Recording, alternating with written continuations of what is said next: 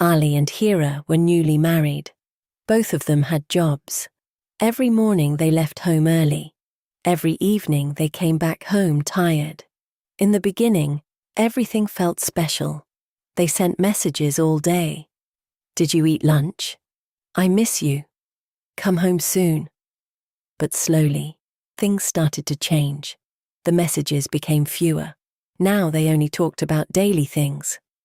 Buy milk. Pay the electricity bill. I will be late today. One day, Hira sent a message. Please come home early. I want to talk. Ali saw the message. He started typing. Then he stopped. He deleted the message. He thought, maybe she will complain again. I am too tired. When he came home, Hira was quiet. They had dinner in silence. At night, Hira finally spoke. She said softly, I am not angry. I just miss you, even when you are sitting next to me. Ali felt something in his heart. He remembered the old days, the small messages, the excitement, the smiles. That night he put his phone away. He looked at her and said, let's start again. Sometimes relationships do not break because of big fights.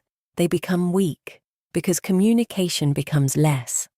When typing stops, the relationship also starts to stop.